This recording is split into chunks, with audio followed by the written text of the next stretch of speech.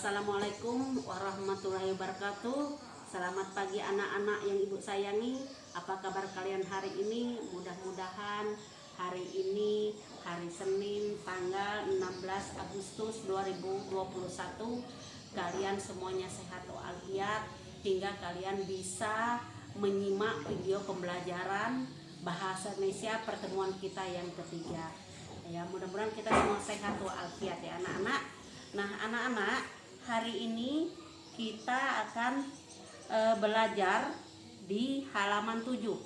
Halaman 7 sampai dengan halaman 8. Anak-anak boleh mengambil buku paket atau fotokopi yang sudah Ibu berikan kepada kalian.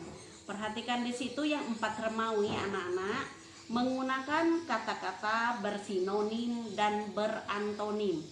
Sinonim dan berantonim.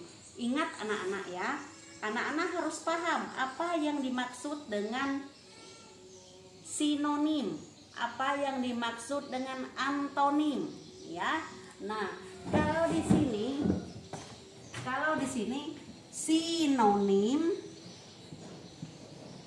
sinonim artinya persamaan. Samaan. Nah, kalau antonim artinya lawan. Ini dulu kuncinya anak-anak harus tahu ya. Ini harus tahu apa artinya sinonim. Sinonim persamaan, antonim lawan. Itu bahasa yang ada di dalam bahasa Indonesia ya anak-anak ya. Nah, anak-anak perhatikan lagi ada sedikit wacana di halaman 7 4 Romawi, yaitu perhatikan kata-kata yang dicetak tebal di bawah ini. Perhatikan, tangkai bunga yang dipegangnya patah. Susi sangat marah, tetapi Septo dan Puguh menertawakan kakak mereka itu. Kenakalan mereka berlanjut setiap ada orang yang lewat. Mereka membunyikan petasan. Jadi situ ada wacana sedikit anak-anak ya, hanya satu paragraf. Di situ ingat kata yang dicetak tebal itu dipegang, terus marah, berlanjut, lewat, dan membunyikan. Itu kata yang bercetak tebal. Terus kata-kata yang dicetak tebal itu bersinonim atau mempunyai persamaan makna atau persamaan kata dengan kata lain. Kamu perhatikan di sini anak-anak ya. Nah, di sini sinonim persamaan kata ya. Nah, di sini tadi sudah Ibu jelaskan yang di bawah. Nah, dipegang persamaannya digenggam. Kalau ini kan kita megang, anak-anak kita megang. Ibu memegang spidol, berarti tangan Ibu digenggam. Berarti persamaannya digenggam. Marah persamaannya murka, berang, kesal. Ya, bukan hanya satu persamaannya, banyak ya. Bahasa Indonesia tidak miskin kata-kata. Bahasa Indonesia banyak kata-kata ya. Berlanjut, bersambung ya. Nah, terus lewat itu melalui, lalu. Terus membunyikan, memperdengarkan. Karena ini kan suara, membunyikan berarti memperdengarkan. Ya anak-anak ya, perhatikan. Terus kita lanjutkan lagi ke wacana yang kedua. Wacana yang hanya satu paragraf juga. Diam-diam Susi masuk ke kamar mereka. Ia mengambil semua petasan yang masih ada. Susi membawanya ke halaman belakang. Ia mengeluarkan semua bubuk yang ada di dalam petasan.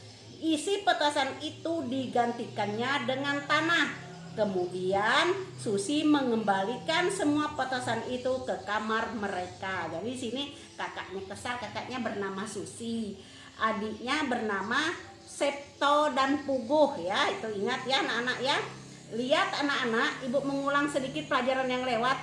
Yang di atas yang untuk sinonim, lihat di awal katanya menggunakan huruf besar T. Ya, nah tuh hanya satu paragraf. Dan di bawah pun yang antonim, diam-diam itu juga D-nya menggunakan huruf besar. Karena apapun bunyi bacaannya tetap wajib harus menggunakan huruf besar ya.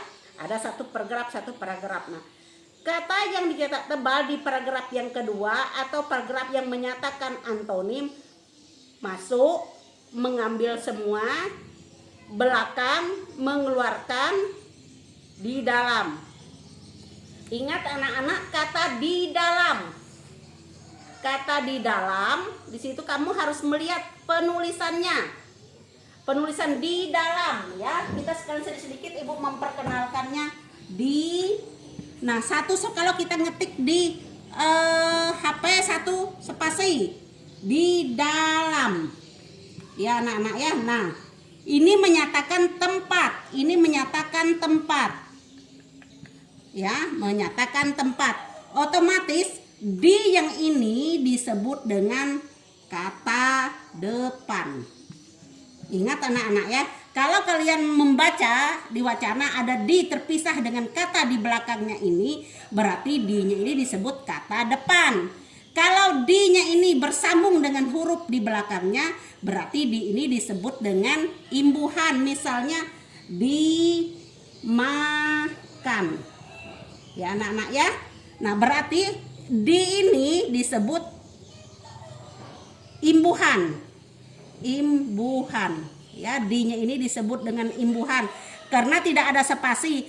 Karena di belakang di-nya ini merupakan kata kerja, makanya di-nya disebut dengan imbuhan. Kalau yang ini di-nya disebut dengan kata depan karena kata di belakangnya adalah kata benda atau kata tempat. Dan membedakan antara imbuhan dengan di ini ada spasinya, otomatis di belakangnya ini kata tempat atau kata benda. Nah, kalau dia kata kerja, di-nya tidak ada spasi. Nanti kamu sampai ke situ di ujian ada ini ya, mana yang disebut imbuhan, mana yang disebut dengan kata depan ya anak-anak ya. Nah, kita perhatikan lagi di sini. Kata yang tebal juga berantonim atau mempunyai makna yang berlawanan. Akan tetapi ingat anak-anak ya, lawan katanya bukanlah kata-kata yang ditambahi dengan kata tidak. Contoh, tidak masuk, tidak mengambil dan sebagainya, tidak seperti itu. Jadi contoh seperti yang ada di sini, antonim lawan kata masuk, keluar, mengambil, meletakkan, kan mengambil, meletakkan, menaruh, semua sebagian, belakang, depan, mengeluarkan, memasukkan, di dalam, di luar, itu lawan ya anak-anak. Nah, ditambah lagi misalnya sulung. Anak sulung Pak Budi bernama Hasan. Nah, lawannya ini bungsu ya, bungsu. Anak Bu Ani yang paling bungsu bernama Rika. Jadi sulung lawannya bungsu, tua lawannya muda, panjang lawannya pendek, gemuk lawannya kurus, sempit lawannya lebar ya. Nah, perhatikan baik-baik ya. Nah, terus di sini misalnya persamaan lagi kita tambah ibu. Ibu ini ya, di dalam bahasa Indonesia ini kata baku. Ibu ini baku ya. Jadi kalau bahasa umum, bahasa gaulnya, persamaan dari ibu ini mami ya, mama. Kamu sering mendengarkan? Nah, emak sering ada di buku itu, emak. Terus umi. Ini persamaan dari ibu, tapi kata yang di sini ini baku ya. Ini kata baku yang ada di Kamus Besar Bahasa Indonesia ya. Mami, mama, emak, umi. Kalau orang Jawa tak embok, itu artinya ibu ya anak-anak ya. Paham ya? Nah, bagaimana, sudah paham kita? Materinya hanya mengenal sinonim dan antonim. Mudah-mudahan kamu paham, kamu bisa membaca dengan cermat yang ada di buku. Hanya Ibu nambahkan sedikit-sedikit yang di luar daripada buku ya. Nah, kamu nanti mengerjakan tugas, Ibu ketikkan dulu dan Ibu fotokan, Ibu sharekan di grup ya anak-anak ya. Selamat belajar. Mudah-mudahan kita dapat bertatap muka secara langsung, kita bisa belajar dengan baik. dan kamu menjadi anak yang pintar. Ibu sudahi dengan assalamualaikum warahmatullahi wabarakatuh. Salam sehat untuk kita semua.